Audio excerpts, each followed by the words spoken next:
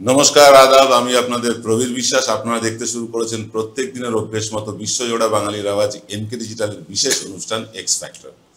আজকের x factor আবার CA. গতকাল আপনারা সিএ নিয়ে একটা অনুষ্ঠান দেখেছিলেন বটে, কিন্তু আজকে আমরা যাকে আপনাদের সামনে উপস্থিত করতে চলেছি তাকে বলা যেতে পারে সিএ বিশেষজ্ঞ। তিনি ব্যাপারটাকে একদম গুলে খেয়েছেন এবং তিনি সবচেয়ে ভালো বলতে পারবেন সিএ নিয়ে। তাই আজকে আপনাদের সামনে উপস্থিত করছি স্বনামধন্য সমাজকর্মী মানিক ফকিরকে। মানিকদা নমস্কার। নমস্কার। মানিকদা, আপনি এই ইল্লিগাল ইমিগ্রেন্টস এটা বলতে কি বোঝেন? দেখুন, প্রথম কথা, আমি আপনার চ্যানেলের মাধ্যমে আমার প্রিয় দর্শক যারা আছেন, হৃদয়ের মানুষ যারা, তাদের সকলকে আমি নমস্কার জানাচ্ছি এবং আমি যে কথাগুলো বলবো দয়া করে ভয় পাবেন না এবং টেনশনে অস্তিষ্ঠ হয়ে পড়বেন না, বরং সত্যিগুলো জেনে বুদ্ধি খাটিয়ে গিটটাকে ছাড়ানোর চেষ্টা করুন, তাহলে আমরা বেঁচে যাব। আপনি আমাকে প্রশ্ন করলেন যে ইল্লিগাল মাইগ্রেন্ট। ইল্লিগাল মাইগ্রেন্ট মানে বাংলায় বলা হয় অবৈধ অভিবাসী, মানে বেআইনি বসবাসকারী। যে শব্দটা ভারতের আইনে ছিল না। ভারতের সংবিধানে বলে দিয়েছে কারা কারা কিভাবে নাগরিকত্ব আইন হবে, কোন সময় থেকে নাগরিকত্ব আইন হবে। তারপরে সেখানেও যারা নাগরিকত্ব নেয়নি তাদের ক্ষেত্রে ইল্লিগাল কথাটা ব্যবহার করা হয়নি, আইনে যাই থাক। কিন্তু অটল বিহারী বাজপেয়ী এসে 2003 সালে তিনি প্রথম ঘোষণা করলেন এবং আইন করলেন 1948 সালের 19শে জুলাই। এটা খুব গুরুত্বপূর্ণ। স্বাধীনতার 1 বছর পরে 1948 সালের 19শে জুলাইয়ের পরে যারা ভারতবর্ষে এসেছেন এবং সিটিজেনশিপ সার্টিফিকেট পাননি বা নেননি, যেমন আমরা যদি কেউ বলি লক্ষ্মীর ভান্ডারের টাকা আনতে যাও, বউকে পাঠালাম, তো টাকাটা তো দেবে না, তাহলে একটা আবেদন করতে হবে ডকুমেন্ট দিয়ে। সেরকম যারা ডকুমেন্ট দিয়ে আবেদন করে একটা সার্টিফিকেট পেয়েছিল তারা ভারতের নাগরিক, লিগাল নাগরিক, মানে বৈধ নাগরিক। কিন্তু ওই যে সার্টিফিকেটটা যাদের কাছে নেই, তারপর থেকে আজকে পর্যন্ত যারা ভারতে এসে বসবাস করছেন পূর্ব পাকিস্তান বা বাংলাদেশ থেকে, যাদের কাছে ওই কাগজটা নেই তারা অবৈধ অনুপ্রবেশকারী বা ইল্লিগাল মাইগ্রেন্ট। যেটা 2003 সালে, এতদিন কি ছিল, দেশভাগে বলি হওয়া মানুষ, এরাই তো ভারতবর্ষের প্রকৃত সন্তান। রাতারাতি দেশ ভাগ হয়ে গেল। জওয়াহরলাল নেহরু বললেন, রাজেন্দ্র প্রসাদ, জওয়াহরলাল নেহরু, মহাত্মা গান্ধী বললেন যা কিছু ভালো মন্দ দুটো পাড়ের লোক ভাগ করে নেব। একটি রাজনৈতিক সীমারেখা আমাদের ভাগ করে দিয়েছে, আমাদের হৃদয় ভাগ হয়নি। আসলে আমরা এক। যতদিন না সমস্যা না মিটছে ততদিন না আপনারা ভারতে আসবেন, এই দেশটা আপনাদের। কিন্তু 2003-এ এসে এই যারা এলো তারা তো মনে করলো এই দেশটা আমাদের। ভারতবর্ষ সূর্যের এক নাম, তারা ভারতের জন্য প্রাণ দিলেন। কত কিছু, ভারতের সমস্ত ডেভেলপমেন্ট, উন্নয়নটাই তো ওরা করলো, রাস্তাঘাট থেকে আরম্ভ করে সবকিছু করলো। বিজেপি নেতা অটল বিহারী বাজপেয়ী প্রধানমন্ত্রী তখন, তার সময় আইন তৈরি হলো যাদের সিটিজেনশিপ সার্টিফিকেট নেই তারা ইল্লিগাল মাইগ্রেন্ট, মানে ঘৃণ্য, তারা ঘুষপেটিয়া, তারা অবৈধ অনুপ্রবেশকারী, তারা উইপোকা, তারা সব খেয়ে নিচ্ছে। ফলে এই অবৈধ অনুপ্রবেশ শব্দটা খুব খারাপ শব্দ। ভারতের আইনে, ভারতে যত আইন তৈরি হচ্ছে তা নাগরিকদের জন্য, মানে বৈধ নাগরিকদের জন্য। আর ইল্লিগাল মাইগ্রেন্ট বা অবৈধ অনুপ্রবেশকারীদের জন্য একটা আইন আছে। সেই আইনটা হচ্ছে ধরো, মারো, কেড়ে নাও, জেলে ভরো, তাড়িয়ে দাও, ঝাঁটাপেটা করো। যে কারণে আজকাল রাস্তাঘাটে শুনছি, আগে শুনতে পেতাম না, অবাঙালি কিছু মানুষ না বুঝে বাঙালিদের গালাগালি দিচ্ছে, বাঙালিরা চোর, বদমাইশ, তারাও এদের এই করো, এগুলো শোনা যাচ্ছে। অফিসে অফিসে অবাঙালি অফিসাররা চলে এসছে, আমাদেরকে ঘৃণা করছে। তো এখানে বিষয়টা হচ্ছে বৈধ মানে যারা নাগরিক, নাগরিক কারা? বাবা সাহেব আম্বেদকর সংবিধানে লিখেছেন 1948 সালের 19শে জুলাইয়ের আগে থেকে যারা বাস করছেন তারা ভারতের স্বাভাবিক নাগরিক। 1948 সালের 19শে জুলাইয়ের পরে যারা এসেছেন এবং নাগরিকত্ব অর্জন করেছেন লিখিতভাবে দিয়ে বিভিন্ন পদ্ধতিতে, তারা ভারতের নাগরিক। এই নাগরিকদের প্রথম ভোটার তালিকায় নাম উঠেছে, সেটা 1952 সালে। স্বাধীনতার এত বছর পরে হঠাৎ করে 1952 সালের ভোটার তালিকা বের করে দিল কেন সরকার? তার মানে গল্প কিছু একটা আছে। যে কোনো লোক মোবাইল খুলে যদি গুগল সার্চ করে দেখে লিগাসি ইনফরমেশন টাইপ করলে বেরিয়ে চলে আসবে 1952 সালের ভোটার তালিকা। তাহলে 1952 সালের ভোটার তালিকায় যাদের নাম থাকবে, যাদের পূর্বপুরুষে, তাদের বংশধররা ভারতের লিগাল নাগরিক যদি না থাকে তাহলে সে ডাউটফুল মানে সন্দেহজনক। তাকে প্রমাণ করতে হবে যে এরা আমরা 1948 সালের আগে থেকে বাস করছি। কি দিয়ে? সরকারি ডকুমেন্ট, যেমন সিএস পর্চা, যেমন ব্যাংকের কোনো কাগজ, পোস্ট অফিসের কাগজ ইত্যাদি দিয়ে। তাহলে এখানে আমি শেষের দিকে আমাকে একটা দয়া করে প্রশ্ন করবেন, বাঁচার উপায়টা কি? তার কারণ সবাই আমি এখন দেখতে পাই সব মরে আছে। জিজ্ঞাসা করলেই বলছে সবার যা হবে আমার তাই হবে। এই রাষ্ট্রের বিরুদ্ধে কি আন্দোলন করা যায়?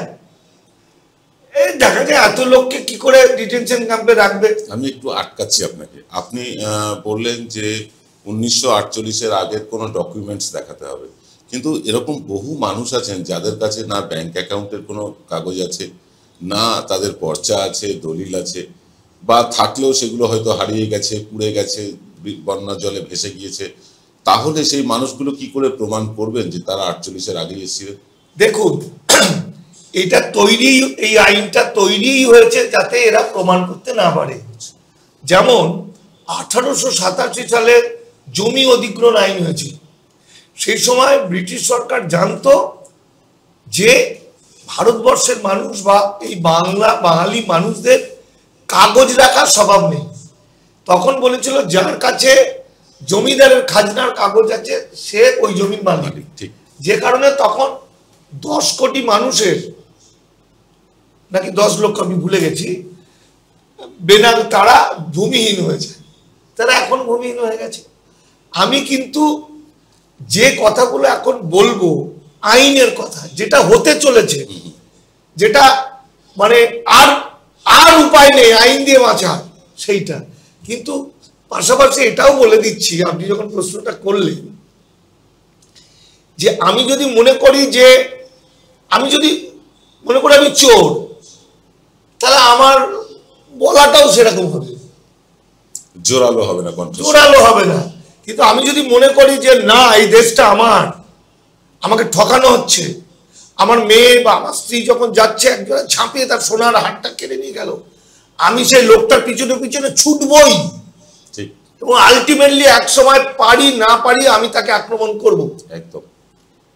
কিন্তু আমি যদি ধরেই নিই যে আমি পারবো না, তাহলে আমি তো শেষ হয়ে গেলাম। একদম ঠিক। সেই জায়গা থেকে আপনার প্রশ্নের উত্তরে আমি বলছি, এই উদ্বাস্তু মানুষগুলো যে চিরকালের জন্য শেষ হচ্ছে, দাস শ্রমিক হচ্ছে, এটা যেমন এই আরএসএস বিজেপি 1925 সালে যখন ওদের পার্টি সংগঠন তৈরি হয় তখন থেকেই ওরা লিপিবদ্ধ করেছিল। শুধু তাই নয়, ওরা কেশব বলিরাম মুঞ্জে বলে একজনকে পাঠিয়েছিল, ওদেরই একজন লিডারকে, ইটালিতে ফ্যাসিজম শিখতে, মানে কিভাবে টর্চার করা যায়। জার্মানিতে পাঠিয়েছিল 60 লক্ষ ইহুদিকে হিটলার কিভাবে মারলো সেটা শেখার জন্য। যে কারণে আমাদের যা কিছু করছে সেটা হিটলারের নীতি অনুযায়ী। যদি কেউ we or our nationhood divine বলে বইটা পড়েন, ওটা আরএসএস এর বেদ বলে, ওইটা পড়লে দেখবেন যা লেখা আছে সব মিলে যাচ্ছে।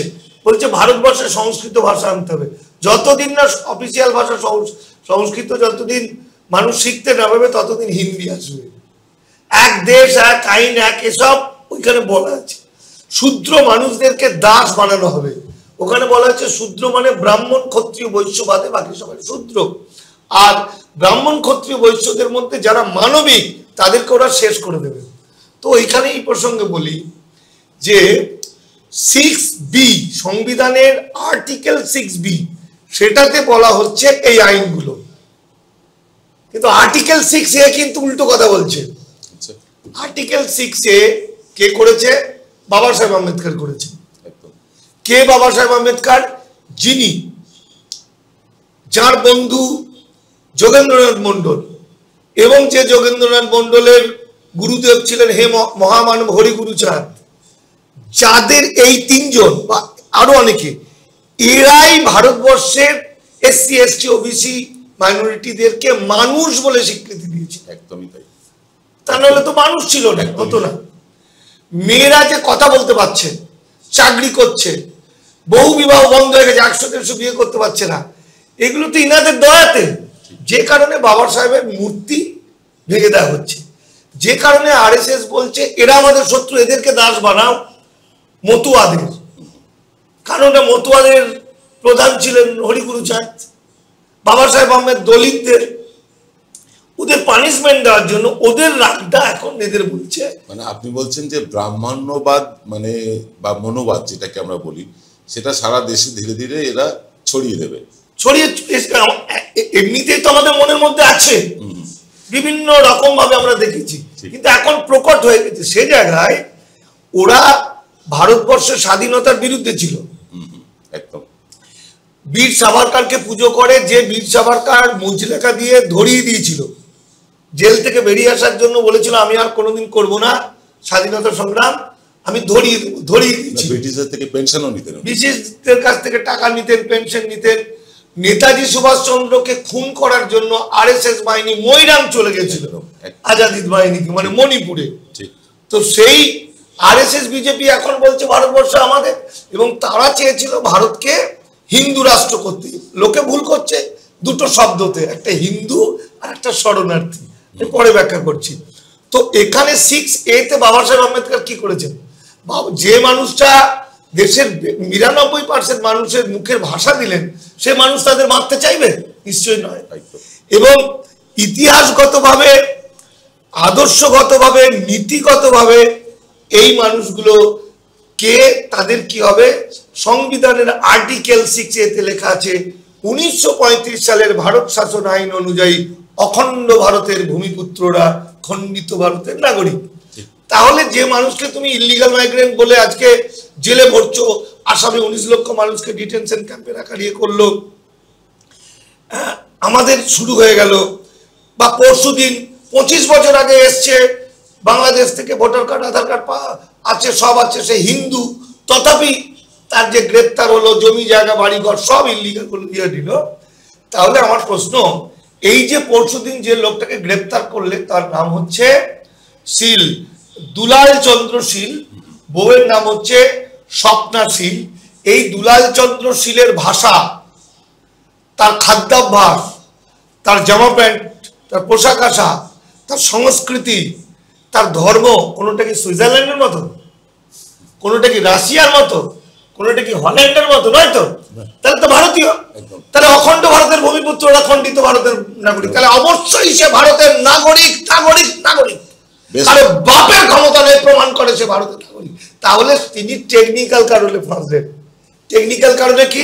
দেশ ভাগ যখন হলো তখন ছিন্নমূল মানুষগুলো কাঁদতে কাঁদতে, সেই বাচ্চা মরে গেছে, মা মরে গেছে, এ বেঁচে আছে, ও নেই, লতা পাতা খেয়ে যখন আসছে, তখন কিন্তু ব্রাহ্মণ্যবাদীরা, সরকারি অফিসাররা যারা একবার বললো না তোরা আবেদন কর, মানে বাংলাদেশ থেকে যখন আসছে, পূর্ব পাকিস্তান থেকে, তখন ওখানে শিখিয়ে দিচ্ছে যে উচ্চবর্ণ, সে এসে ক্যাম্পে ঢুকেই নিজে চলে গেল SD অফিসে, কিন্তু তার পোঁটলা পান্ডলি যে নিয়ে এলো আমাদের নিম্নবর্ণের মানুষ, তাকে বললো না তোকে আবেদন করতে হবে।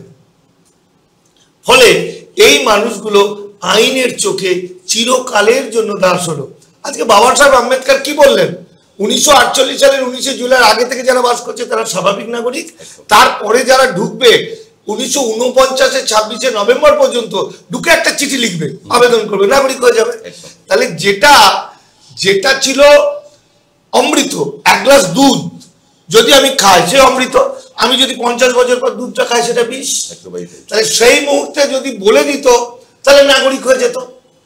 তাহলে আজকে 76 বছর পরে বলছে 1948 সালের আগের দলিল দাও, এটা বদমাইশি, এটা খুন করার চেষ্টা, এটা আবার বাঙালি জাতিকে ধ্বংস করার চেষ্টা। আসবো আপনার সাথে কথাবার্তা, আমরা নিয়ে নেব ছোট্ট একটা বিরতি, তারপরে ফিরছি মানিকদার সাথে আলাপচারিতায়। জয়গুরু রত্নভান্ডার জ্যোতিষ চেম্বার, এখানে গোল্ড মেডেলিস্ট জ্যোতিষী বসেন। হাই কোয়ালিটির আসল গ্রহরত্ন সবচেয়ে কম দামে এখানে পাওয়া যায়। স্থান বেলঘড়িয়া রানীপার্ক বটতলা 2 নম্বর রেলগেটের নিকটে। 9681345722 এবং 90077789।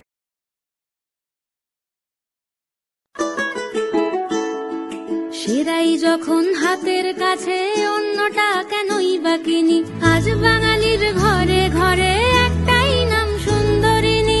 সুন্দরিনী সুন্দরিনী সুন্দরিনী সুন্দরিনী। ফিরে এলাম বিরতির পর।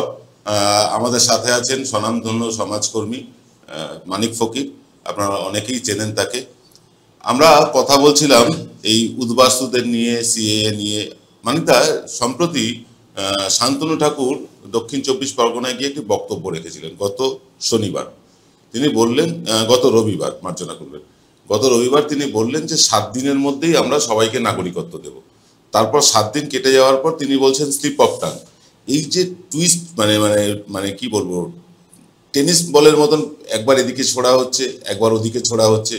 কখনো বলছেন যারা অমুসলিম লোক তারা সবাই নাগরিকত্ব পাবেন, আবার দেখা যাচ্ছে আসামে তার উল্টো, প্রচুর হিন্দুরাও সেখানে আপনার ডিটেনশন ক্যাম্পে বা যে ক্যাম্পই বলুন না কেন সেখানে আটকে রাখা হয়েছে। এই যে দ্বিচারিতা, এটাকে আপনি কিভাবে দেখছেন? দেখুন, শান্তনু তো আমার বিশেষ চেনা লোক, তো বিষয়টা হচ্ছে যে একটু গভীরভাবে বলি তাহলে মানুষের বুঝতে সুবিধা হবে। স্বাধীনতার পরে এই যে সংবিধান রচনা যারা করেছিলেন, বাবা সাহেব আম্বেদকর তো রচনা করেননি, তিনি খসড়া কমিটির চেয়ারম্যান। ভিতরে ব্রাহ্মণ্যবাদীরা ছিল, তারা এমন এমন প্যাঁচ কষে দিয়েছিল যে প্যাঁচ আজকে মানুষ বুঝতে পারছে। তো এই যে নাগরিকত্ব আইন, প্রথম কথা মানুষ সিএ বিষয়টা কি এইটাই জানে না। স্বাধীনতার পর থেকে কৌশল করে মানুষকে এমন করেছে, অত্যন্ত শিক্ষিত লোক, ধরুন কলেজে পড়ান বা ধরুন বড় ডাক্তার, ধরুন ডিএম, এরা দেখবেন বড় মানুষগুলো যাদের দিকে লোকে তাকায়, 3টে জিনিসের প্রতি এদের অনীহা। 1, তারা ইতিহাসের প্রতি কোনো ইন্টারেস্ট নেই। 2, রাজনীতির প্রতি কোনো ইন্টারেস্ট নেই, অথচ সবকিছুই হচ্ছে রাজনীতি দ্বারা। 3, তারা আইনের ধার ধারেন না, তারা বলে ওটা আমার জন্য নয়। আর কিছু অশিক্ষিত মানুষ, কম লেখাপড়া জানা, কিছু ভালো আছে সেটা বাদ দিন, কম লেখাপড়া মানুষ, তারা আইনটার ব্যবসা করছে, তাই তো? কিছু ভালো আছে, আমি তাদের প্রতি করছি না, কারণ আমাকে এখন বা 2 বছর ধরে প্রায় সময়ই হাইকোর্ট এবং সুপ্রিম কোর্টের উকিলরা ফোন করেন।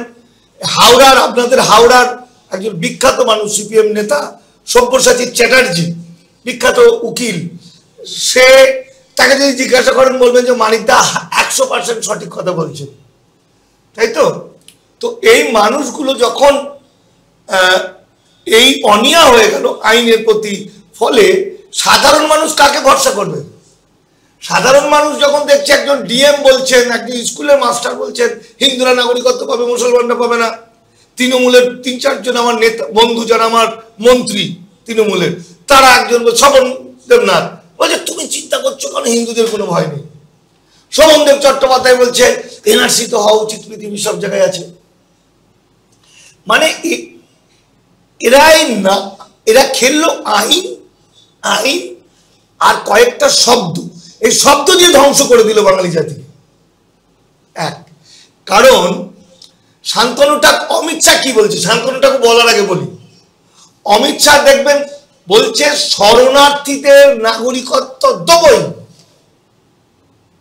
কোনোদিন বলছে না যে ইল্লিগাল মাইগ্রেন্টদের নাগরিকত্ব দেবো বা অবৈধ অনুপ্রবেশকারীদের নাগরিকত্ব দেবো। ঠিক বলছে ডিটেনশন ক্যাম্পগুলো তৈরি করা হচ্ছে যারা পাসপোর্ট ভিসা ছাড়া এসছেন, যারা ইল্লিগাল মাইগ্রেন্ট তাদের ঢোকানোর জন্য, আর শরণার্থীদের নাগরিকত্ব দেবো।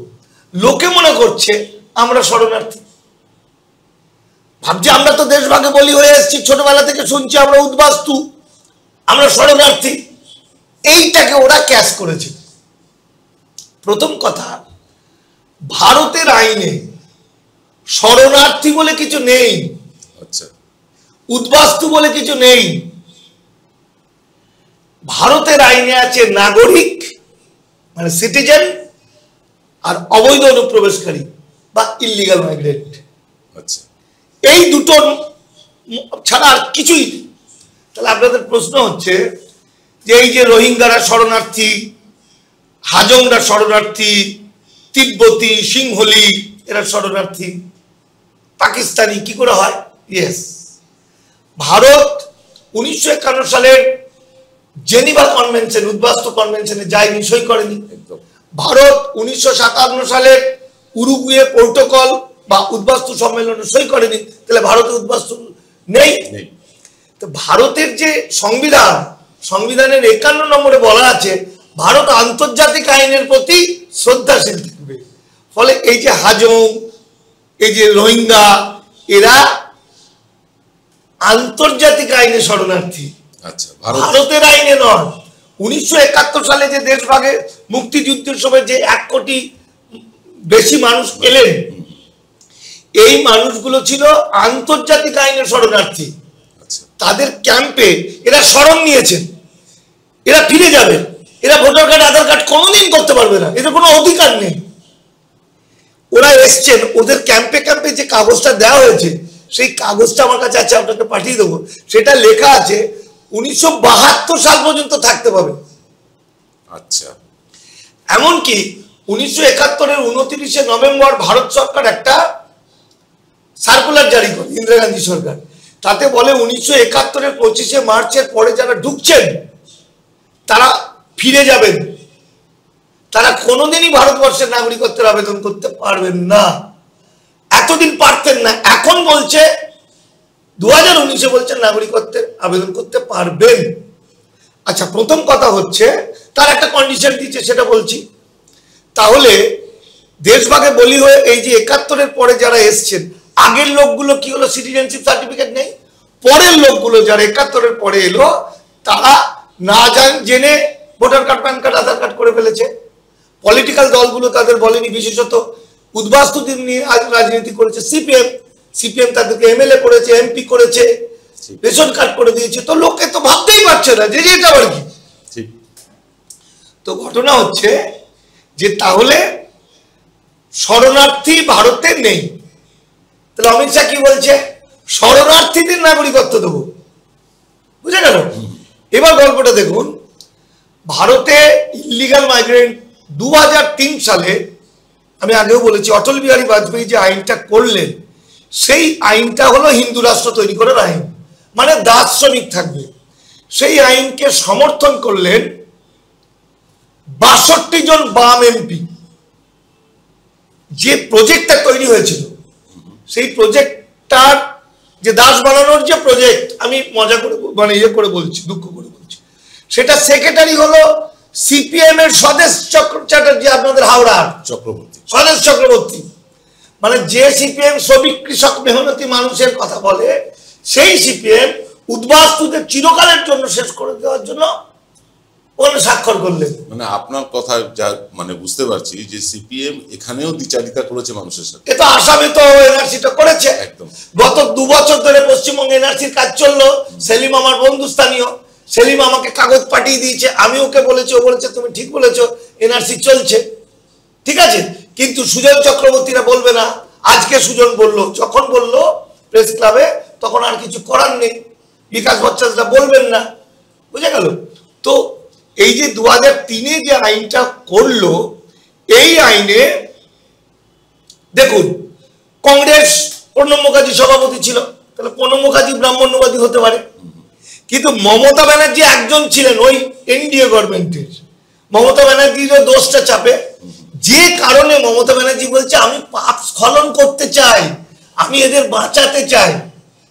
আমি তৃণমূলের বিরুদ্ধে প্রচুর বলি দেখবেন, কিন্তু একটা ইস্যু কেউ না কেউ তো বলছে যে এই মানুষগুলোকে যেতে দেবো না, এই মানুষগুলো, মমতা ব্যানার্জি বলছে সংবিধানের আর্টিকেল 6A অনুযায়ী মানবিক কারণে, উনি বলছেন আইন ফাইন বাদ দাও, মানবিক কারণে কি, এটা তো আমার দেশের লোক। তাহলে আমি যে পার্টিই করি, আমি বিজেপি হই আর সিপিএম হই, কিন্তু আমাকে তো কেউ না কেউ বলছে আমার পাশে আছে, বিপদগ্রস্ত মানুষ সমুদ্রে পড়েছে, খড়কুটো ধরে তো বাঁচবে। তো 2003-এ বলে দিল 1948 সালের 19শে জুলাইয়ের পরে যারা এসছে তারা কোনো পথে ভারতের নাগরিকত্বের আবেদন করতে পারবে না, তাদের ছেলেমেয়েরা কোনোদিন ভারতবর্ষের নাগরিকত্বের কোনো স্বীকৃতি পাবে না, বরং দাস শ্রমিক হবে, চাকরি পাবে না, ভোটার কার্ড থাকবে না, আধার কার্ড। এই যে সাউথ পয়েন্টে যে পড়াশোনা করছে বাচ্চা ছেলেরা, বিউটিফুল, একটা ভগবানের বাচ্চা এগুলো সব, তার মা বাবারা তো তাদের জন্য প্রাণ দিতে পারে। আমার যন্ত্রণা হয়, কারণ এরা ইল্লিগাল মাইগ্রেন্ট। বেশি একটা কথা তাহলে জিজ্ঞাসা করি, একদম স্পেসিফিক ভাবে বলুন, এই সিএএ চালু হলে, মানে পুরোপুরি চালু হয়ে গেলে, কারা এদেশে থাকবেন আর কাদেরকে দেশ ছেড়ে চলে যেতে হবে? দেশ ছেড়ে কাউকে যেতে দেবে না, প্রথম কথা। সবাই ছাড় থাকবে, সেটা আমি বলে দিই, ওটা ভালো প্রশ্ন করেছেন। তাহলে সিএ 2003-এ বললো কেউ আবেদন করতে পারবে না, 2019 যেটা লাগু হচ্ছে সিএ বলছে, 2019-এ বলছেন না না, এই মানুষগুলোর মধ্যে যারা শরণার্থী হয়ে গেছেন তাদেরকে নাগরিকত্বের আবেদন করতে দেবো। আইনের মধ্যে নাগরিকত্ব শব্দটা লেখা নেই। কায়দাটা কি করেছে, আইনটা কবে হচ্ছে 2019-এ, বলছে 2014-র 31শে ডিসেম্বরের আগে হিন্দু, বৌদ্ধ, খ্রিস্টান, জৈন, পার্সি, শিখ যারা বাংলাদেশ, পাকিস্তান, আফগানিস্তান থেকে এসেছেন এবং পাসপোর্ট এক বা ফরেন একটা ছাড় পেয়েছেন, দেখুন পাবে বা পাচ্ছে বলেননি, যারা ছাড় পেয়েছেন ওটা অতীতকাল, তারা ইল্লিগাল নয়। তাহলে আমার যে অডিয়েন্স, আমার মা বোনরা বসে আছেন, আমার গুরুজনরা বসে আছেন, বন্ধুরা বসে আছেন, এরা কি কেউ ছাড় পেয়েছে? কোনো কাগজ আছে? এরা যে বিপদে পড়ে যাচ্ছে এরা কি দেখাবে তো আমি ছাড় পেয়েছি? আছে কি? তাহলে কেউ ছাড় পায়নি, কারণ কেউ ছাড় চাইনি, তাকে বলা হলো 2019-এ, তাহলে 2014 কোনোদিন ফিরে আসবে না। তাহলে যারা ছাড় পেয়েছে 2014 কত সংখ্যক লোক? মোট 31,313 জন। কে বলছে? ভারত সরকার বলছে। হিন্দু কতজন? 25,447 জন। পশ্চিমবঙ্গে কতজন? 147 জন।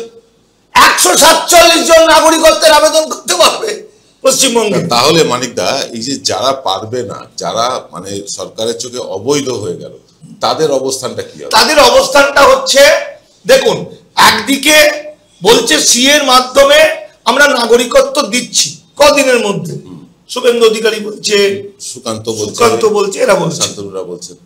আরেকদিকে গৌহাটি হাইকোর্ট একটা রায় দিয়েছে 13ই ডিসেম্বর, কতদিন আগে হলো? এই কয়েক মাস, 1.5 মাস 2 মাস। সেই রায়টা তো সারা ভারতবর্ষে চলবে একদম। সেখানে বলছে যারা ঘোষিত বিদেশি, ঘোষিত অবৈধ বিদেশি, এই ঘোষণাটা কে করবে এটা বলে দিচ্ছেন, যারা ঘোষিত অবৈধ বিদেশি তারা ভারতবর্ষের বেঁচে থাকার ন্যূনতম যা প্রয়োজন, খাদ্য, শিক্ষা, বাসস্থান এবং চাকরির অধিকার পাবে না। মারাত্মক কথা বলছেন। 1, 2, এই মানুষগুলো ভারতের কোন জায়গায় নাগরিক হিসেবে বাঁচতে পারবে না, পালাতেও পারবে না,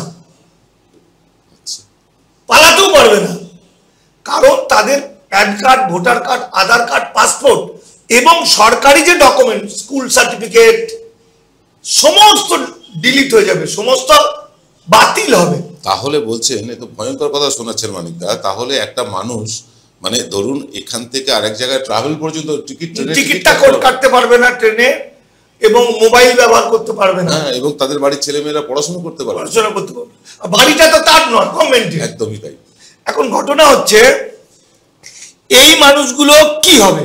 তাহলে এই মানুষগুলো দেখুন, আমরা যখন এনআরসি করে, বা এনআরসি মানে ভারতীয় নাগরিকদের তালিকা, NRIC, 2003-এর যে নাগরিকত্ব আইন যাকে বলা হয় CAA 2003, তার 14 ক ধারা। তো NPR মানে ন্যাশনাল পপুলেশন রেজিস্টার, মানে ভারতের যত মানুষ আছে একটা খাতায় তাদের নাম হবে, সেই নামগুলো থেকে চিহ্নিত হবে কারা নাগরিক কারা নাগরিক নয়, ওটা NPR। তাহলে চিহ্নিতটা কি হলো, কি করে করলো? বলে দিচ্ছে চোর ধরো জেল ভরো, চোর ধরো জেল ভরো। সবাই টিভির দিকে তাকিয়ে আছে। ওরা বাড়িতে এসে এসে আধার কার্ড ভোটার কার্ড লিঙ্ক করে 6B ফর্ম পূরণ করে নিল, আধার কার্ড প্যান কার্ড লিঙ্ক করে নিল, দেখে নিল কত টাকা আছে, আধার কার্ড রেশন কার্ড লিঙ্ক করে, এটা সব হলো এনআরসি দিয়ে একটা জায়গায় নিয়ে এলো আধার কার্ডের মধ্যে। এবার যখনই NPR হচ্ছে, 1952 ভোটার তালিকায় নাম নেই, তখন সে হচ্ছে ডাউটফুল, নট বাতিল, ইলিগাল মাইগ্রেন্ট, ডাউটফুল। এবার ডাউটফুলের মধ্যে অনেকেই তো কোর্টে গিয়ে প্রমাণ করবে, 6 লাখ 6.5 লাখ টাকা খরচ হতে পারে একজন প্রমাণ করতে। আমার এক বন্ধু, সে আমাকে দাদু বলে, তার 47 সালের আগের দুটি 1.5 বছর ডিটেনশন ক্যাম্পে ছিল। আপনি তাকে নিয়ে একদিন প্রোগ্রাম করতে পারেন, ফোনে করবেন আসামে বাড়ি, এবং তার খরচ হচ্ছে 6.5 লাখ টাকা। এবার মামলা মোকদ্দমা চলবে, যেটা আসামে হচ্ছে। গভর্নমেন্ট মামলার মাধ্যমে 3-4 বছর পরে বলবেন যে ইল্লিগাল মাইগ্রেন্ট। যে ইল্লিগাল মাইগ্রেন্ট হবে তখন ওর বাড়ি বুলডোজার দিয়ে ভেঙে দেবে। কিন্তু মজা হচ্ছে, এই প্রসঙ্গে বলি, বাবাটা ডিটেনশন ক্যাম্পে আছে, ছেলে জয় শ্রীরাম করছে, বুলডোজার দিয়ে বাড়ি ভেঙে দিয়েছে, রাস্তায় ফুটপাতে শুয়ে আছে, বিজেপি ভোটে জিতেছে, আসামে এসে বিরাট নাচছে পতাকা নিয়ে। অর্থাৎ মানুষকে হিপনোটাইজ করে দিয়েছে, মানুষের মাথার মধ্যে হিন্দু মুসলমান করে করে করে করে। আর এর জন্য দায়ী হলো শিক্ষিত মানুষরা, বড় বড় পোস্টে আছে, যাদের কথা মানুষ শোনে, পলিটিক্যাল দলের নেতা এবং শিক্ষিত মানুষরা বুঝতে দেয়নি। এটার বেশিরভাগ ব্রাহ্মণ্যবাদীরা তাই করেছে। ব্রাহ্মণ মানে ব্রাহ্মণ্যবাদী তা বলছে না, মোদিও তো ব্রাহ্মণ্যবাদী। তো দেখুন, তাহলে 3-4 বছরের মধ্যে ইল্লিগাল মাইগ্রেন্ট প্রমাণ হয়ে যাচ্ছে। কিন্তু এখন যেটা চলছে, যেটা CA 2019 CA লাগু হবে বলছে, নাগরিকত্ব বলছে, আপনি বললেন শান্তনু ঠাকুর, এটা কি হচ্ছে একটা। তাহলে এই মানুষগুলো আইনত আমি শুনিয়ে দিলাম যে এরা শরণার্থী হয়নি, ইল্লিগাল হয়ে আছে, তাহলে আইনত ইল্লিগাল আবেদন করতে পারে না। এটা তো আইনের খেলা, মুখের গল্প তো নয়।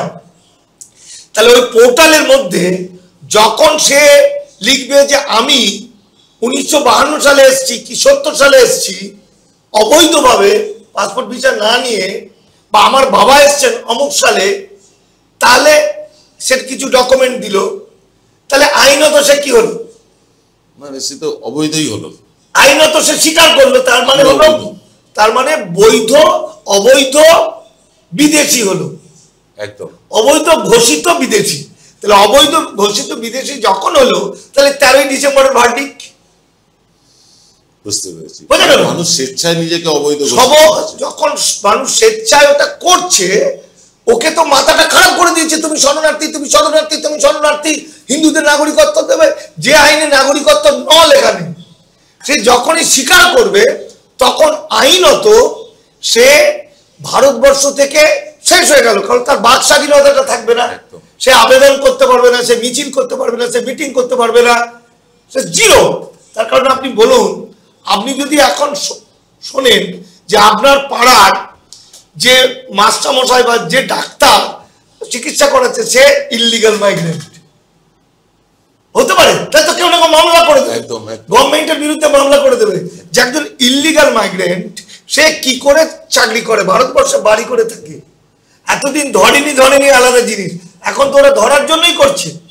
ফলত এখানে মানুষগুলোকে চিহ্নিত করে, মানে সঙ্গে সঙ্গে মেশিন দিয়ে হয়ে যাবে, এটা হচ্ছে উদ্বাস্তুদের, আর মুসলমানরা ফাঁদে পড়ে যাবে এনআরসিতে। কারণ মুসলমানরা ধর্মান্তরিত মানে তারা বেশিরভাগ জনের এফিডেভিট করে নাম পাল্টায়নি। ছিল মানিক বিশ্বাস মন্ডল, কিছু হয়ে গেছে ইসমাইল গাজী, তাহলে মিলবে না। স্বাধীনতার আগে এরা ছিল ভূমিহীন, মানে এদের ডকুমেন্ট নেই। মা বাবা বিয়ে হয়েছে, পেটে বাচ্চা এসছে, ভাগ হয়েছে, বাবা কোথায় চলে গেছে। অসংখ্য মানুষ 1952 সালের ভোটার লিস্টের নাম নেই বা বানান ভুল আছে। এই জন্য নওশাদ সিদ্দিকীকে নামানো হয়েছে। এনার মুসলমানরাই তো আন্দোলন করে, হিন্দু উদ্বাস্তুরা তো আন্দোলন করে না। হিন্দুদের মধ্যে 746 না কটা ভাগ ছিল, বাবা সাহেব তো কিছু কমিয়েছে, কেউ কাউকে তো ভালো দেখতে পারে না, কিন্তু মুসলমানদের তো একতা আছে। ওই যে কারণে নওশাদের দাদা আব্বাস সিদ্দিকী, সে তো আমার বন্ধু মতো, সে বলেছিল উদ্বাস্তু হিন্দুদের নাগরিকত্বের জন্য আমরা জান পর্যন্ত দিতে প্রস্তুত। কিন্তু তার ভাইটা কুলাঙ্গার, তার ভাইটা টাকার জন্য, ক্ষমতার জন্য, শুভেন্দু অধিকারী মানে এরা বিজেপি ওকে ফিটিং করলো যাতে আন্দোলন থেকে সরিয়ে দেওয়া যায়। আজকে 2019-এ যখন এনআরসি হবে বললো, সিএ হবে বললো, এত বড় আন্দোলন কেন না মুসলমানরা করছিল। আজকে যখন চলছে তখন কোনো আন্দোলন নেই, কেন না নওশাদকে নামানো হচ্ছে মুসলমানরা যেন আন্দোলন না করে। নওশাদ কিন্তু যেটা করছে, নওশাদ কিন্তু আর্য ব্রাহ্মণদের মতো আর্য মুসলমান। নওশাদের পূর্বপুরুষ এসছে 1100 বছর আগে বাগদাদ থেকে, আরব দুনিয়ায়। তাহলে ধর্মান্তরিত মুসলমানের যন্ত্রণাটা বুঝবে কি করে? সম্রাট আকবর থেকে বাবর থেকে শুরু করে কেউ তো ধর্মান্তরিতকে লেখাপড়ার সুযোগ দেয়নি, একদমই তাই। কেউ তো বড় বড় পোস্টে চাকরি দেয়নি। আর এই যে ব্রাহ্মণ, মানে ব্রাহ্মণরা তো সে বাবরেরও প্রধান সেনাপতি থেকে শুরু করে সব তো ব্রাহ্মণ বা উচ্চবর্ণরা ছিল। জায়গাটা এখানে নওশাদ সিদ্দিকী কৌশল করে, যারা বাড়িতে কোনো হিন্দি ভাষায় কথা বলে, বাংলাটাও বলে না, তাহলে যারা কৌশল করে বিজেপির সঙ্গে হাত মিলিয়ে এই মানুষগুলোকে চিরকালের জন্য দাস বানানোর চেষ্টা করলো। কারণ হিন্দু রাষ্ট্রে নওশাদ সিদ্দিকীরা খুব ভালো থাকবে। আপনি জানেন বিখ্যাত মুসলিম নেতা আবুল আলা মওদুদী, তাকে তো সবাই রেসপেক্ট করে। তিনি কুরআন শরীফ অনুবাদ করেছেন এবং জামাতের প্রতিষ্ঠাতা। উনি 1946 সালে লাহোরে বক্তব্য রাখতে গিয়ে বলছে, ভারত যদি মনুস্মৃতি লাগু করে হিন্দু রাষ্ট্র করে তাহলে আমাদের চেয়ে ভালো আর খুশি আর কেউ হবে না। এই তো কয়েকদিন আগে আরশাদ মাদানি কি বললেন, ভয়ঙ্কর কথা। ওই মুসলমানরা তো আন্দোলন করলো না, তারাও তো ভেড়া। মুসলমান মূল নিবাসী মানুষ, তারাও তো গাধা ভেড়ার চেয়ে অধম।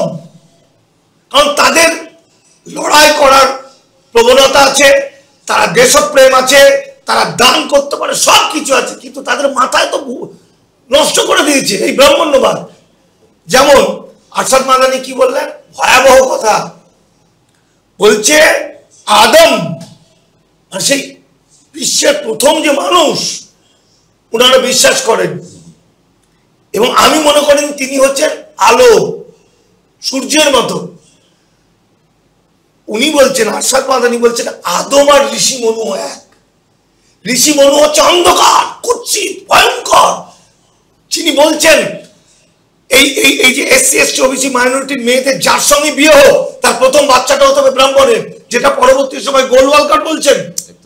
যিনি বলছেন শূদ্র লেখাপড়ার অধিকার থাকবে না। যে রামচন্দ্রকে নিয়ে এরা লাফালাফি করছে, সেই রামচন্দ্র রাজা হওয়ার পরে যেহেতু শুম্বক শূদ্রপুত্র লেখাপড়া করেছিল, তার গলা কেটে দিল, শূদ্র লেখাপড়ার অধিকার পাবে না। তাহলে সেই মনুস্মৃতি করছে ভয়াবহ, যেটা বাবা সাহেব আম্বেদকর মনুস্মৃতি পুড়িয়ে প্রতিবাদ করেছিল, সেটা বলছে আরশাদ মাদানি বলছে ঋষি মনু আর আদম নাকি এক।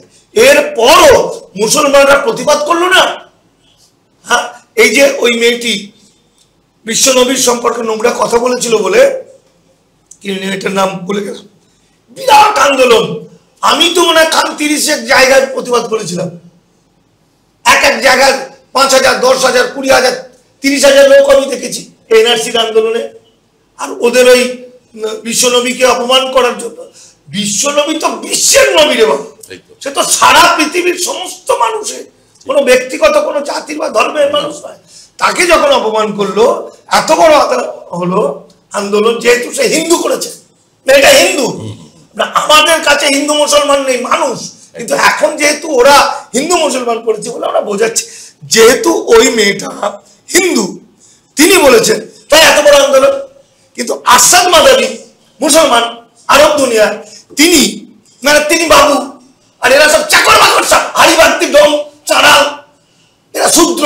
শূদ্র থেকে তো একেশ্বরবাদের দীক্ষা নিয়েছে, তো মুসলমান হয়েছিল বলে বেঁচে গেছে, তারা প্রাণপণে বেঁচেছে, ঠিক আছে। এবং যেহেতু আরশাদ মাদানি বড় লোক, বিরাট বড় লোক, আরব দুনিয়ায় বিরাট, তাই তিনি যখন এত বড় অপমানজনক কথা বললেন যে আদম এবং ঋষি মনু, তখন তার বিরুদ্ধে একটা মিছিল হলো না, একটা প্রোটেস্ট করলো না। আমি এদেরকে কোন মুসলমান বলবো? এরা মুসলমান, এরা ইসলাম ভক্ত, বিশ্বনবীর সন্তান। দুটো জিনিস আমি জীবদ্দশায় দেখে গেলাম। এক, বিশ্বের অন্যতম মহামানব, যিনি মূল নিবাসী মানুষকে ভাষা দিয়েছেন, মানুষের স্বীকৃতি দিয়েছেন, সেই হরিচাঁদ গুরুচাঁদের রক্ত বংশের ছেলে শান্তনু ঠাকুর, মন্ত্রী শান্তনু ঠাকুর মতো কুলাঙ্গার ব্রাহ্মণের পাঁচাটা কুত্তা, এখনো মতুয়ারা তার বাড়ি ঘর জ্বালিয়ে দেয়নি। আপনার এতে বলার আমার কেমন হচ্ছে আমি জানি না, বলুন আপনি। এখনো ওকে কাছে বেঁধে ছাল চামড়া তুলে দেয়নি। এত যে হরিচাঁদ গুরুচাঁদ, যে গুরুচাঁদ শিক্ষা আন্দোলনে ভয়াল সাংঘাতিক, 350 বেশি স্কুল করেছিলেন, একটা গোয়াল ঘরেও লেখাপড়া জায়গা নেই, তো গোয়াল ঘরে পর খাস আর না খাস ছেলে মেয়েটাকে লেখাপড়া কর। যে কারণে আজকে আইএস আইপিএস অনেকে মতুয়া, কিন্তু তারা বেশিরভাগ এতটা স্বার্থপর হয়ে গেছে, তার নিজের জাতিকে বাঁচানোর চেষ্টা করে না। আর নিজের রক্তের সন্তান শান্তনু ঠাকুর পুরোপুরি বেঈমান, সে তার জাতিকে চিরকালের জন্য ধ্বংস করে দিল। আমি পুরো ফেল করে গেছি, মানে আমরা দামাল বাংলা আমাদের অর্গানাইজেশন। আজকে আমাকে শুনতে হচ্ছে নমসূত্র বিকাশ পরিষদের চেয়ারম্যান মুকুল বৈরাগী, বন্ধু আমার, তার চ্যানেল থেকে প্রচার হচ্ছে তৃণমূল টাকা নিয়ে তৈরি, গভর্নমেন্টের তৈরি নমসূত্র বিকাশ পরিষদ, সেখান থেকে বলছে মানিক ফকির আমাদের ভগবানকে অপমান করেছে, চামড়া গুটিয়ে দেওয়া হবে। মানিক ফকির আমাদের ভগবান মানে শান্তনু ঠাকুর ওদের ভগবান, মানে টাকাটা নেবে পশ্চিমবঙ্গ সরকারে আর সমস্তটা হলো শান্তনু ঠাকুর। একদম আমি এতে বলে দিচ্ছি, মমতাদির যদি কানে যায়, অভিষেকের যদি কানে যায়, সুমিতের যদি কানে যায়, শোনো, এই নমসূত্র বিকাশ পরিষদ সব বিজেপি হয়ে গেছে। তারা বলছে, ভিডিও ভাইরাল করেছে, মানিক ফকির কি উদ্বাস্তু, মানিক ফকির কি মতুয়া, মানিক ফকির কি নমসূত্র। তাহলে আমাদের বিরুদ্ধে কথা, আমাদের হয়ে কথা বললাকে ওকে দায়িত্বকে দিয়েছে। আরে বাপ, ওই তোদের বাঁচানোর জন্য আমি 2018-তে সুপ্রিম কোর্টে মামলা করেছি। আর আমি মতুয়া বলে আলাদা কিছু দেখি না, আমার কাছে আদিবাসী, মতুয়া, মুসলমান, হিন্দু বলে কিছু নেই। আমার কাছে নিপীড়িত মানুষ, অসহায় মানুষ, বিপদগ্রস্ত মানুষ, আমরা সবার জন্য, সবাই আমাদের জন্য। তাহলে যে শান্তনু ঠাকুর, যে অসীম সরকাররা সারাদিন, এরা এই যে অসীম সরকারের ভক্ত, শান্তনু ঠাকুরের ভক্ত কি জানে? লুকিয়ে লুকিয়ে তাদের গুরুরা আমাকে কি বলে, পরশুর আগের দিন শান্তনু ঠাকুর যখন বলল সিএ দিচ্ছে, তখন একটা ক্যারিকেচার করে গান ফান কিনে ফেললো অসীম সরকার। শান্তিপুরের নাকি গিয়ে বললো মমতা ব্যানার্জি একটা বেশ্যা, প্রস্টিটিউট। এবার তারপরের দিন, মানে 2-3 দিন আগে আমাকে ফোন করেছে দুপুরবেলায়, আমি কালকে এরম এরম গালাগালি দিয়েছি, এই করেছি, তুমি কিছু বললে না, মানে আমি কিছু ভিডিও করলাম না। আর আমি এখন রাজ্য অফিসে ঢুকছি, কি বলবো একটু বলে দাও, প্রচন্ড ভয় আছে। আমি এখন এই টিভির মাধ্যমে বলবো, অসীম সরকার এই মানুষগুলোকে বাঁচাতে চায়, কিন্তু ওদের এমন বেঁধে ফেলেছে, ওদেরকে একদম ঝাঁঝরা করে গুলি করে উড়িয়ে দেবে। সুবোধ বিশ্বাস যার কারণে পশ্চিমবঙ্গের 18টা সিট, ও তো নাগপুরে থাকে, অমিত শাহ ঘনিষ্ঠ বন্ধু, পরে যখন ওকে গ্রেপ্তার করলো, কিছুদিন আগে পর্যন্ত আমাকে ফোন করে কাঁদো কাঁদো হয়ে বলতো যে আপনার ভিডিওটা যে আমি শেয়ার করবো তাতে আমার জাতীয় আমার উপর রেখে যাবে, আমাকে মেরে দেবে। আর বিজেপি আমার হাঁটা চলা বন্ধ করে দিয়েছে। গত 2 দিন হলো আবার তাকে নামিয়েছে সিএতে নাগরিকত্ব দেবে বলে। অর্থাৎ যে মানুষটা যারা নিজের জীবনের জন্য, নিজের সুখ স্বাচ্ছন্দ্যের জন্য নিজের জাতিকে ধ্বংস করতে পারে, নিজের পরিবারকে ধ্বংস করতে পারে, নিজের আত্মীয় স্বজনকে ধ্বংস করতে পারে, তাদেরকে আমি মানুষ বলবো না। তারা হয় নরখাদক অথবা ভয়ঙ্কর কোন হাইনা জাতীয় পশু। আর আমরা যারা এপারের লোক, কষ্ট করেও হলো ঘুম বন্ধ হয়ে গেছে, আর পারা গেল না, এই মানুষগুলো শেষ হয়ে যাবে। আগে যখন আপনি জানেন শীর্ষেন্দু মুখোপাধ্যায় ভারতবর্ষের অন্যতম সাহিত্যিক, তিনি কি বলছেন, একবার ছিন্নমূল হয়ে এসেছিলাম, তখন আমাদের একটা যাওয়ার রাস্তা ছিল, জায়গা ছিল ভারতবর্ষ, কিন্তু এখন ছিন্নমূল হয়ে গেলে কোথায় যাব? আমাদের ডেস্টিনেশন কোথায়? কে নেবে আমাদের? কেউ নেবে না। শেষ কথা বলি, আমরা যে রোহিঙ্গাদের গালাগালি মারবো, ধরবো, তারপর রোহিঙ্গা কারা? রোহিঙ্গারাও অখণ্ড ভারতের ভূমিপুত্র, তারাও বাঙালি, তারাও হিন্দু মুসলমান। 1982 সালে তাদের এনআরসির কথা বলা হয়, কেউ বিশ্বাস করে না। রোহিঙ্গারা ঢেলে ভোট দেয় সুচি সরকারকে। আমাদের বিজেপির অসীম সরকারদের মতো 5 জন এমপি রোহিঙ্গা এমপি হয় সেখানে। 2014-তে রোহিঙ্গাদের ওখানে Aadhaar card, voter card, PAN card বাতিল হয়, যেটা পশ্চিমবঙ্গে হয়েছে। 30 কোটি আধার কার্ড বাতিল হয়েছে ভারতে। আজকে লাইভ হবে, একটা প্রোগ্রাম হবে। তো সেই রোহিঙ্গারা যখন 2014-তে যখন দেখলো ভোটার কার্ড, আধার কার্ড বাতিল, যখন দেখলো বাড়ি থেকে টেনে বের করে দিচ্ছে, ক্যাম্পে দিচ্ছে, তখন ওরা আন্দোলন করলো। যেই আন্দোলন করলো, ওদের ভিতরে রাষ্ট্র লোক ঢুকিয়ে দিল সরকার। সেই লোকগুলো কয়েকটা ফাঁড়ি আগুন লাগিয়ে দিল। যেই আগুন লাগিয়ে দিল সেই সুচি সরকার। যেমন মোদী সরকার কিন্তু সুচি সরকারকে সাহায্য করলো, সমর্থন করলো।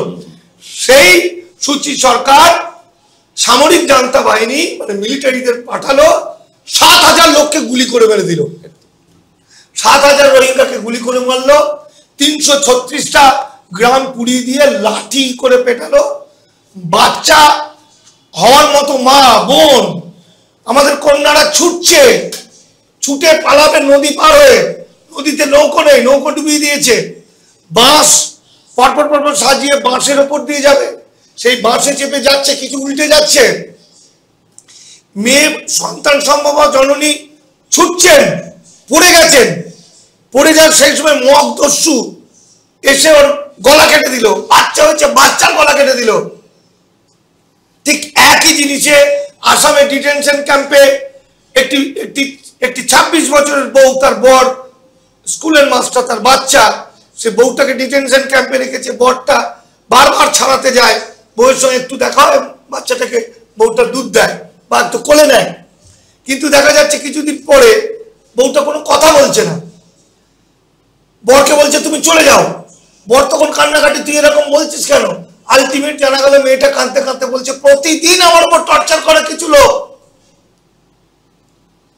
আমার মণিপুরে কাজ চলছিল এই নাগাকুকি যুদ্ধের সময়। আমার এক কর্মচারী সে খবর দিল, কোথায় জানো, আইজল, মিজোরাম বর্ডারে 2 জন বাঙালি মহিলাকে পুরো ল্যাংটো করে বর্ডার পার ছেড়ে দিয়েছে, পুরোপুরি ল্যাংটো করে, ইলিগাল মাইগ্রেন্ট বলে। আর মানুষ এখনো পর্যন্ত বিজেপি জয় শ্রীরাম করছে। আমার বাঙালি জাতি ধ্বংস হয়ে যাচ্ছে, বাংলা থাকবে না। এখন রাজনৈতিক দলগুলো ভোট, আরে নিজেদের মধ্যে আগে বাঙালি হয়ে যা, আগে মানুষগুলোকে বাঁচা। এই কোটি কোটি মানুষ দাস শ্রমিক হবে, দাস শ্রমিকদের 50 টাকা 60 টাকা মজুরি। এই যে ব্রিজ হবে, রাস্তা হবে, এটি ইলেকট্রিকের কাজ হবে, সমস্ত কাজগুলো পাবে ইলিগাল মাইগ্রেন্টরা 50 টাকা 100 টাকা। তাহলে আমার যারা এরপরের মানুষ, সেই যারা নাগরিক, তারা খাবে কি করে? তারা তো আর কাজ পাবে না। কারণ মানুষ, সরকার তো দিয়ে দেবে তার কাছে যাবে? ঠিক কথা। তাহলে আমার বাংলা জাতিকে ধ্বংস করে দেবে, বাঙাল কোটির মধ্যে যুদ্ধ করে লাগিয়ে দেবে, যেমন ভাবে নাগা কুকি যুদ্ধ হচ্ছে। কালকে আমার কাছে একটা ভিডিও আছে, এই ভিডিও আমি দেখতে গিয়ে আমার হয়ে গেছে। সে একটা ছেলেকে, একটা সে কাঠ মিস্ত্রি, তাকে ধরে এই বন্দুকের ডগায় এরকম আছে, ওই ফলার চাকে যেটাকে কি বলে, বেয়োনেট, হ্যাঁ দেখুন সে বেয়োনেটে করে, এটা দেখুন আমি দেখতে পাচ্ছি না, তাকে দম করে দিল, দেখুন ভুঁড়ি একদম সঙ্গে সঙ্গে মেরে দিল, দেখুন দেখতে পাচ্ছেন না? দেখা যায় না দৃশ্য। আমরা দর্শকদের কাছে ক্ষমা প্রার্থী, মানিকদার এই ভিডিওটা দেখাতে পারছি না। আপনারাও সহ্য করতে পারবেন নাকি নৃশংস অত্যাচার? ভাই ভাই ভাই ভাই লাগিয়ে দিয়েছে। আমার নাগা, আমার কুকি বন্ধু আছে, আমার মইতেই বন্ধু আছে, এখন ওর শত্রু, ওরা সব জায়গায় যুদ্ধ করছে। একটু কিশোরী মেয়ে 12-14 বছর, পিঠটা বেঁধে দিয়েছে, প্রচুর পিটিয়েছে, তারপরে স্টেন গান করে মেরে দিচ্ছে। দুটো মানুষ দুপক্ষই মারা যাচ্ছে, আর সবটা বিজেপি করছে। আর এখানে শুভেন্দু আমার ভাইয়ের মতো, এই অসিত সরকার, শান্তনু, এরা সব আমার ঘনিষ্ঠ, কিন্তু আমরা এদের কিছুতে বোঝাতে পারছি না যে এটা করিস না, মানুষগুলোকে বাঁচা। আমরা এতক্ষণ কথা বলছিলাম মানিকদার সাথে, মানিকদা আবেগপ্রবণ হয়ে পড়েছেন, বুঝতেই পারছেন আপনারা। আমরা চাইবো যে আপনারা যারা এই ভিডিওটি দেখছেন তারা অনুগ্রহ করে যতটা বেশি সম্ভব শেয়ার করে মানুষের কাছে পৌঁছে দিন। বেশ কিছু ভয়ঙ্কর কথা মানিকদা বলেছেন, চাঞ্চল্যকর কিছু কথা বলেছেন, যেটা সত্যিই কিন্তু ভয়ের। মানিকদা শুরুই করেছিলেন যে ভয় পাবেন না, কিন্তু মানিকদার কথা শুনে সত্যি সত্যি ভয় পেতে হচ্ছে। আপনারা এ ব্যাপারে মন্তব্য করুন। আমরা মানিকদা অত্যন্ত আবেগপ্রবণ হয়ে পড়েছেন, ওনাকে আজকে আর বিরক্ত করব না। আমরা পরবর্তীকালে আবার মানিকদার সাথে বসবো এই ইস্যু নিয়ে। আজ এই পর্যন্ত, সকলে ভালো থাকবেন, নমস্কার।